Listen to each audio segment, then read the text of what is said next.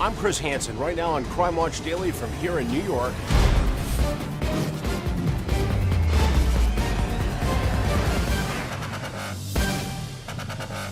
He was the millionaire king of discount furniture in Jacksonville, Florida. Buy American. Until Jose Lantigua mysteriously dropped dead. But his untimely demise is all part of a wicked game. And you really couldn't have made this up. The secrets and lies he took to the grave. At any point, are there any red flags going off? How he turned his own wife into a pawn. That's all a lie. You were duped. And I'm like, no.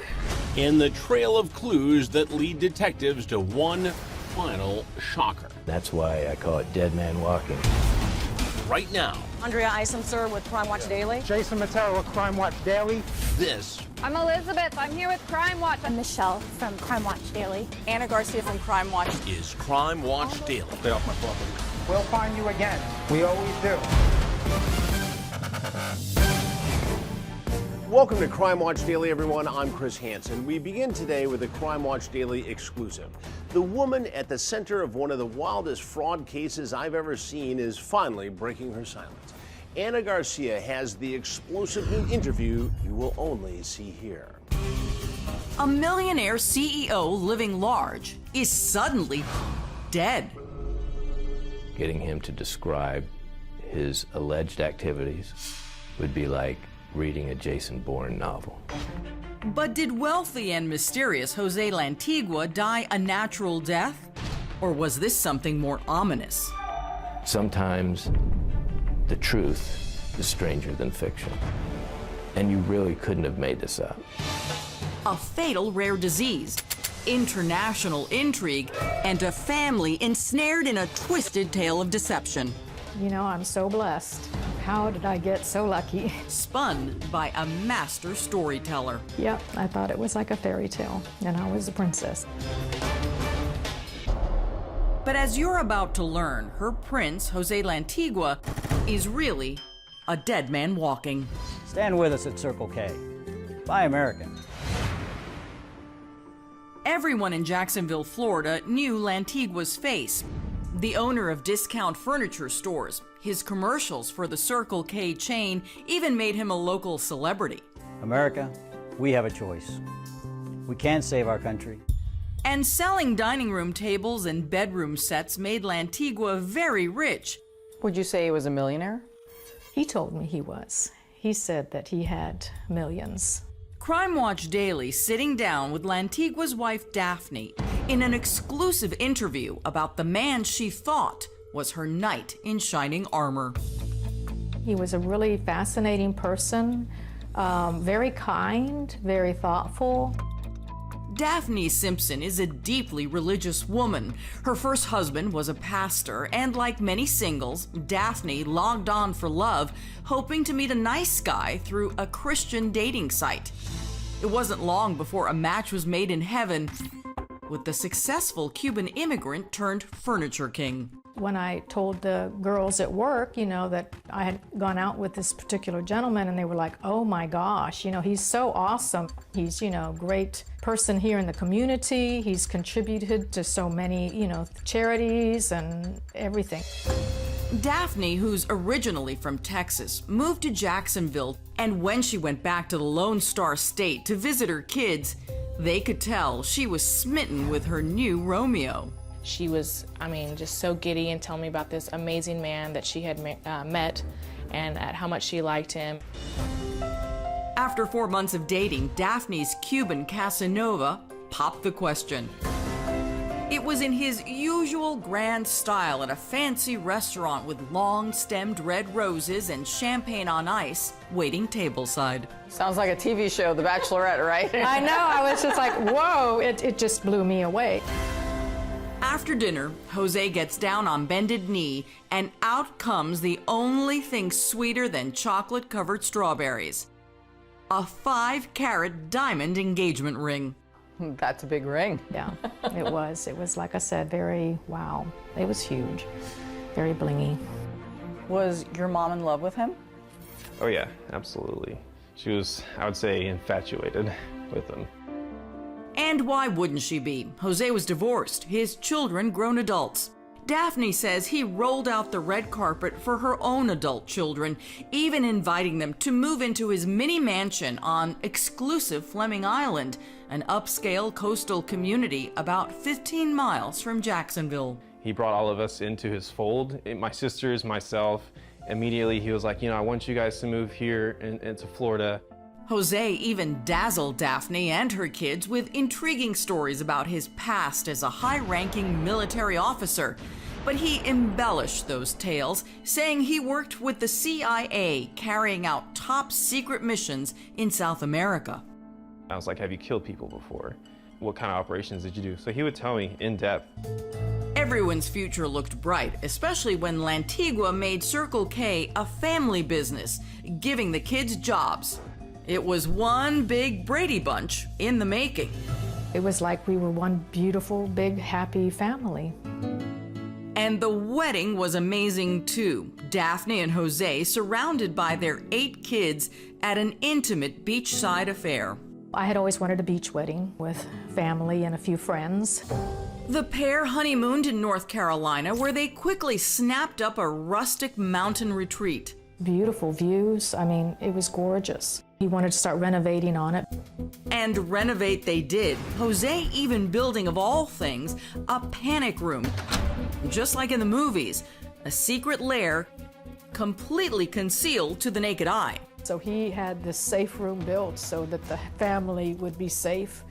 We could all go up there if, chaos broke out. Daphne was living a dream come true. The newly blended family enjoyed vacations, celebrated holidays together, and welcomed new grandchildren into the world. I mean, honestly, he sounds perfect. Yeah, that's what I thought. I thought, wow. And he, told me we're soulmates. But the dream of a marriage was about to become a nightmare. Daphne says just a few months later, Jose drops a shocker, telling her he's dying from a rare condition called CJD, better known as mad cow disease. So he told you he had mad cow disease? Yes. How did he go about explaining this? He has me in his arms and he says, I have something I have to tell you. I have CJD, and I didn't even know what CJD was. And he explained that it was a brain disease and that there was no cure for it, nothing could be done, and that he had maybe 6 months to live. And I remember I started bawling because we'd only been married for a short time, and now I think he's dying and that I'm only going to have 6 more months with him. Daphne says Jose told her he contracted the disease while he was in the military and had to eat monkey brains while on assignment in the jungle. He said that one of the missions that they had gone on, he had to interact with the locals, where he had been the guest of honor, and therefore you had to eat what's given to you.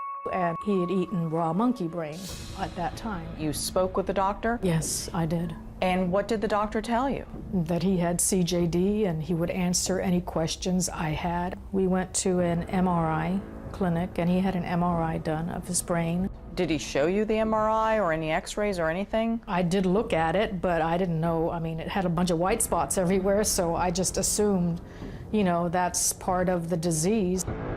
Daphne and Jose went to Miami, breaking the devastating news to their extended family members. But not long after they get home, Jose makes a completely different and even more shocking admission to Daphne. He sat me down and said, I have something to tell you. I needed to let you know that all that stuff I told you about the CJD was a lie. And I did it to protect the family, and I didn't want anybody to know what the real truth was, to protect you. Suddenly, Jose writes up a dark second chapter in his story. Antigua tells his wife, Daphne, my background is catching up on me. Coming up, now Jose claims it's worse than mad cow. There is a great danger lurking for the family. As I told you, I was a Special Forces operations officer that actually took out and assassinated a cartel leader in South America. And I need to fake my death now, otherwise my life is at risk, and your life and your family as well. And Jose needs everyone but Daphne to believe he would soon die in the jungles south of the border from a horrible disease. He was going to Venezuela for mad cow disease. At any point, are there any red flags going off? The story of successful businessman Jose Lantigua made headlines around the world, but you've never heard the story behind the story until now. Today, our Ana Garcia has an exclusive look at how Lantigua tried to fool the world. Jose Lantigua was considered the furniture king of Jacksonville, Florida, but he was about to lose his crown. He looked amazing and treated me like I was a princess. Daphne's Prince Charming was dying, he said, from mad cow disease. He explained that it was a brain disease and that there was no cure for it, nothing could be done, and that he had maybe 6 months to live. But Jose's twisted tale of having mad cow had just one fatal flaw. It was all a load of bull. Daphne tells me Jose lied about his fatal disease for the wildest of reasons. Jose told her his past as a CIA special ops agent south of the border was dangerously haunting him. He claimed a Mexican drug cartel ordered a revenge hit, and he needed to protect the family. I was terrified, but I didn't want my children's lives to be in danger, and I believed him because, one, why would you lie about something like that to your wife? But as you're about to see, they were all tall tales. Daphne says she had no idea her husband was in debt up to his lying eyeballs. His seemingly successful Circle K furniture chain had been in the red for years. Do you believe that at one point in his life he really was successful and had a lot of money? I don't know. Again, That could be a lie too. right. I don't know everything he told me, I don't know what's true anymore. It seems Jose owed the banks millions of dollars after taking out loans he couldn't repay. Instead of filing for bankruptcy, Assistant U.S. Attorney Mark Devereaux says Jose concocted an elaborate plan to rake in over $8 million in life insurance payouts. He thinks everything's gonna be better, just like the gambler. I'll win the next hand, but it doesn't. And in order to get the insurance companies to cough up the cash, Jose had to fake his own death. So he closed up shop and told his family he was going to Venezuela for treatment, but he needed Daphne's help to pull off the plan. He needed a conspirator, a co-conspirator, and it ended up being his wife. But he knew his wife, and he knew that if he told her the truth, she wouldn't have jumped on board, so he tricked her. We've all heard there's no honor amongst thieves. Here, he had no honor, and he was very cruel in what he told his wife. To convince Daphne to help him, Lantigua whipped up a tale of death so outlandish it could be ripped from the pages of a spy novel. Lantigua tells his wife, Daphne, my background is catching up on me. As I told you, I was a Special Forces operations officer that actually took out and assassinated a cartel leader in South America.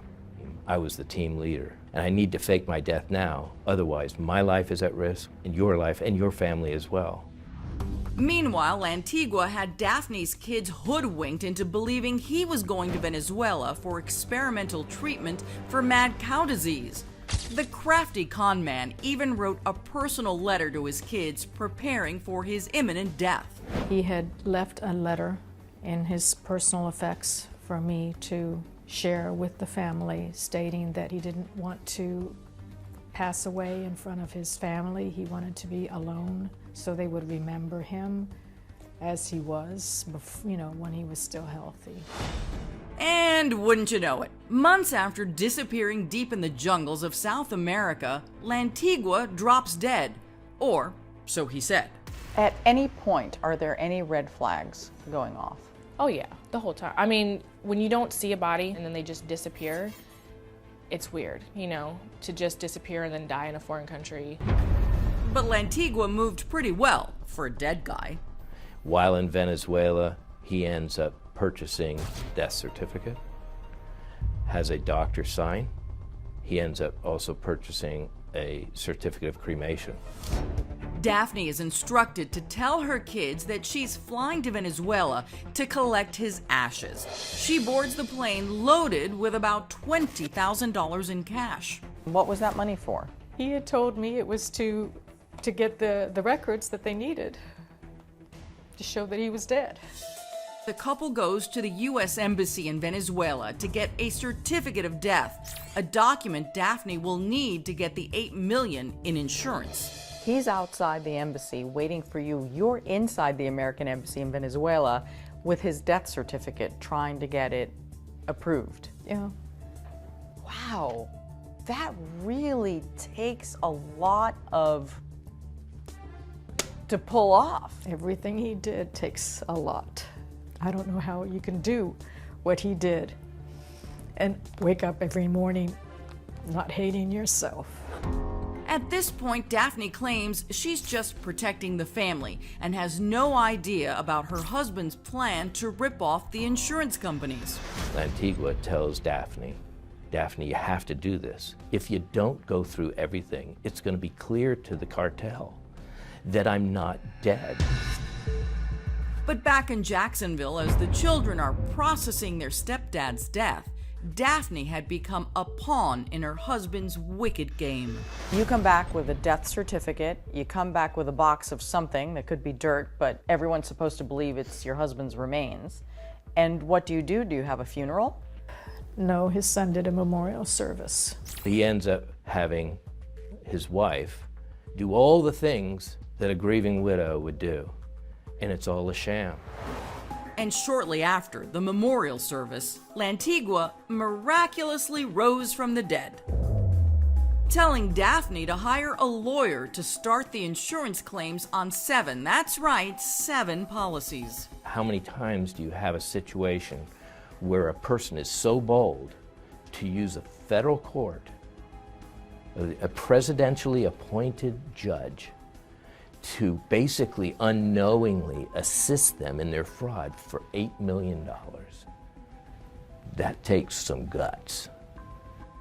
Or stupidity. Stupid would be an understatement. Up next, something was rotten in Venezuela. That's why I call it dead man walking, because if he's walking, he ain't dead. And it wasn't the decomposing body of Jose Lantigua. Businessman Jose Lantigua had 7 life insurance policies. So when he died from, of all things, mad cow disease, his family received quite the financial windfall. Except there was one tiny little problem. You see, Jose wasn't dead. Ana Garcia is back with our exclusive new investigation. From his secret hideaway in a South American jungle, Jose Lantigua did something probably no other person on the planet could do. He read his own obituary. I started bawling because we'd only been married for a short time. Jose Lantigua says he died, but he's the dead man talking. He says mad cow disease killed him, or so he wanted his life insurance company to believe. This is a very unique insurance fraud because in order to accomplish this and be a success, one has to cut their ties and basically be a lone wolf for the rest of their lives and say goodbye to their family and loved ones. And that's a hard thing to do, if not almost impossible. The feds say Jose faked his own death, paying off local Venezuelans to create a paper trail and even conning his wife Daphne into helping him pull off the scam. And how long did this lie go on for? Way too long. A long time. That was the hardest.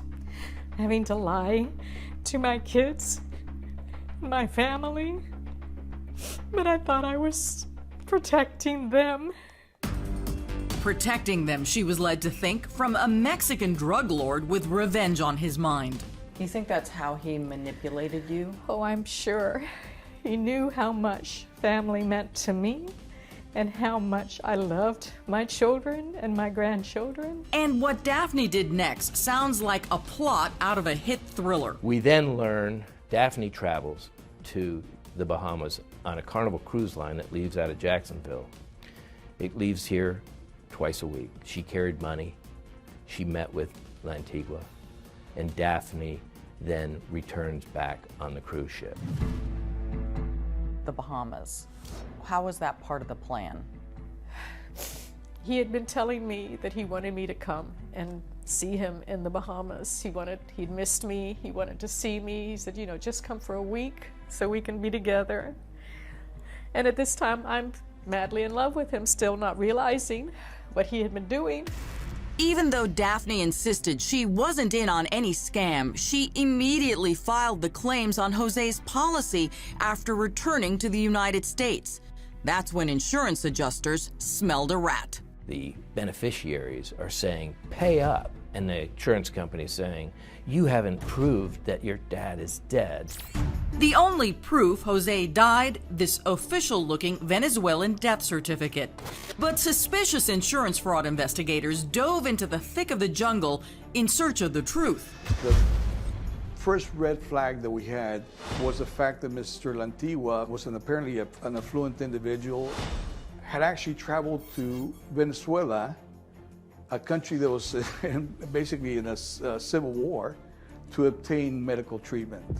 The clues Richard Marquez and his PIs found laid out like breadcrumbs in a fractured fairy tale. Another red flag that we noticed immediately was that he had allegedly passed away in a very small town in a remote location approximately 2 hours away from Caracas, and we thought that was very suspicious. Once we arrived into town, we found out that he was allegedly staying at a lodge that had not been in operation for several years.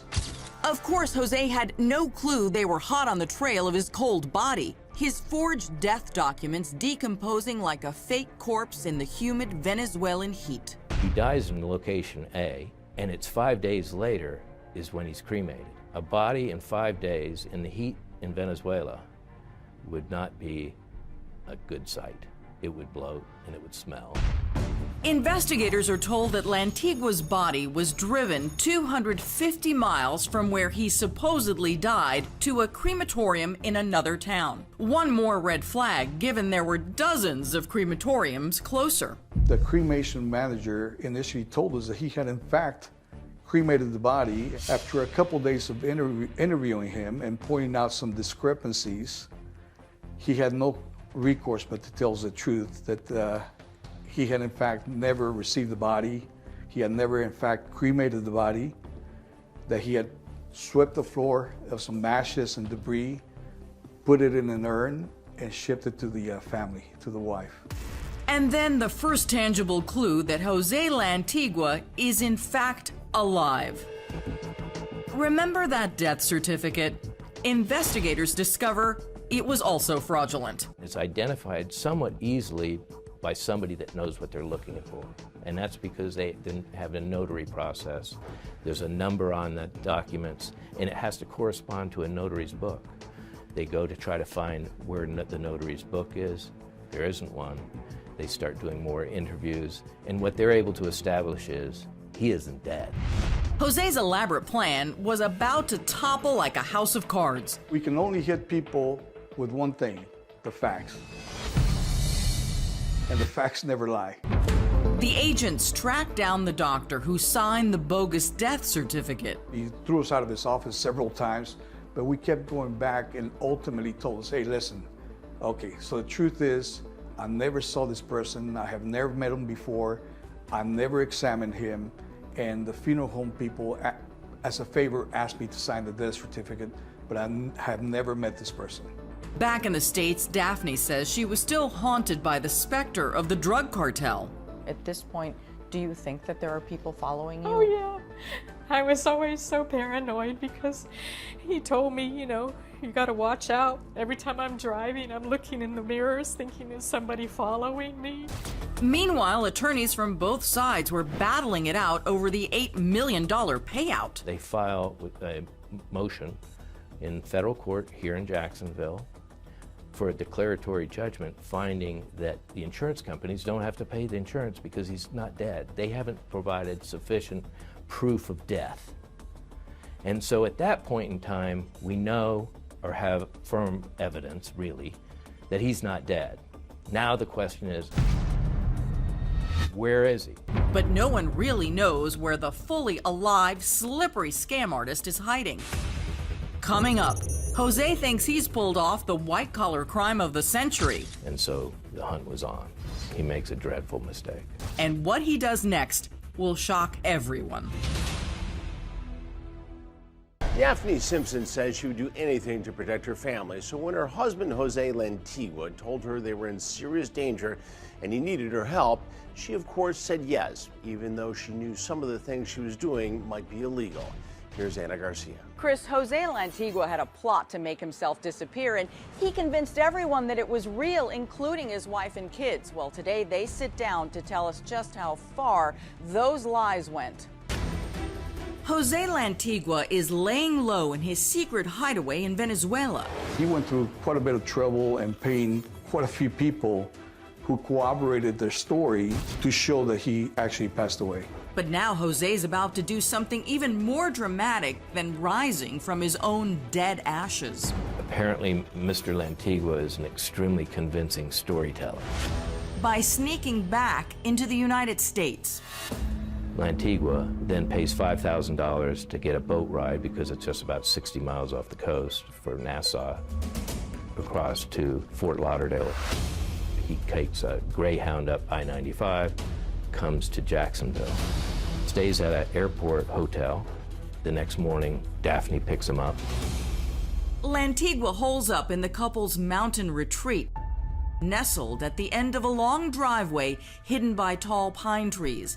His children have no idea Daddy's home. His wife, Daphne, did have family visit in that house in North Carolina at Christmas time and Thanksgiving, and he would stay at a hotel because he'd move out, so they didn't know he's alive. But Lantigua apparently did see trouble coming. Remember that panic room we told you about? It's a safe house, a safe room is what it was called. It was something he had insisted on having built into the house. The bunker in his basement was designed to withstand a nuclear attack. It was equipped with 20-inch thick steel doors. And something like that can come in handy when you're hiding. Which is interesting because this house was purchased on your honeymoon. Yeah.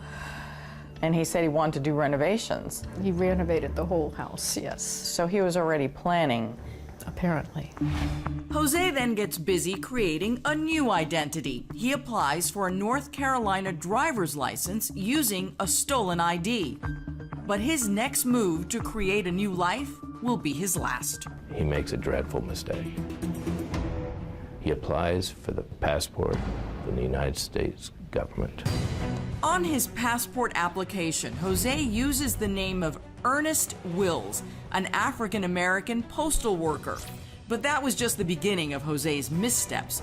Jose actually listed the address of that mountain house in North Carolina and Daphne as the emergency contact. What turns out to be another dumb move. He had the Department of State on him, and they knew the passport was supposed to be delivered to a post office box in North Carolina. Though he changed his look for his passport picture, going from gray hair to a brown toupee and a fake goatee, it seems 3 mistakes was a charm. What had happened is Lantigua previously had a passport. He submits a passport again. Both of them were handwritten, same handwriting. Pictures come back, and they matched the faces because of the measurements between the nose and the eyes and the ears. And so the hunt was on. The feds run secret surveillance on Lantigua. And after a year and a half, they finally get their man. He had been having work done on his Jeep, and when we got to the place to pick up his Jeep, these agents were already there. And they got him, and they handcuffed him and arrested him. Jose Lantigua immediately confesses and confirms that he is Jose Lantigua. He was wearing a toupee. He had dyed his facial hair. The couple is immediately separated for questioning. One of the agents came over to me, and this whole time that this has been going on, he's always been telling me, I have to be this person. identity was supposedly the CIA had given him. So when the agent came and said, "Who is that?" I did what he had told me to do, and I said, "That's my friend," and I gave his name. And the agent looked at me and he said, "I'm going to ask you again. I'm a federal agent, you can't lie." But I was so terrified and so thinking of protecting him and my family, I lied again. And that's when they arrested me. The evidence is overwhelming. Remember, his life insurance policy supposedly worth $6 million? It turns out he forged it. Jose really only had about $38,000. Jose and Daphne eventually both pleaded guilty. He's convicted of conspiracy and bank fraud. The judge sentenced him to 14 years in the pen. I think it was well deserved. He will be in his 70s when he gets out of prison. He made a decision, he made a bed, and he's gonna have to sleep in it. And Daphne faced up to 5 years in jail for conspiracy. She wound up serving 17 months. But even while sitting in the slammer, Jose still had her under his spell. My family hired a lawyer to defend me. And I sat with him for 3 hours, and I told him everything. And he kept telling me, he said, "Daphne, that's all a lie. You were duped." And I'm like, "No, it's the truth, and you'll see, because the government's gonna expose it and tell the truth. It's all the truth." She was in there for months and believed wholeheartedly that her husband was telling the truth, and she was waiting every day for the CIA to come and fix it all. Do you blame her for having gotten herself in this position? You know, looking from the outside in, how could you be so naive? Why would you let this happen? You should have seen the signs.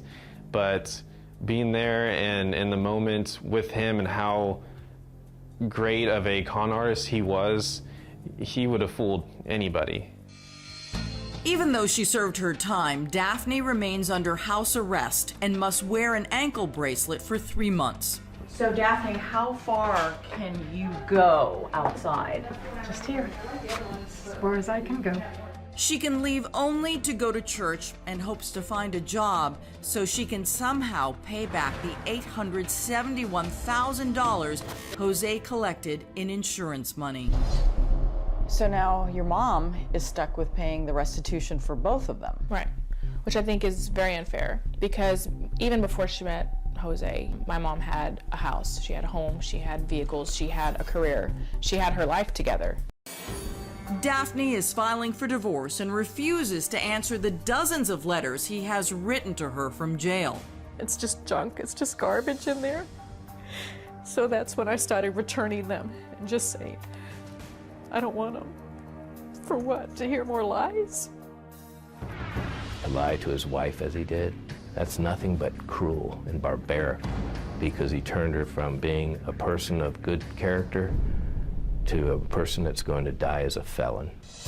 The ghost of Jose Lantigua finally busted. And as for Daphne, the fairy tale is broken. The glass slipper from her Prince Charming never fit. The fairy tale, it doesn't exist.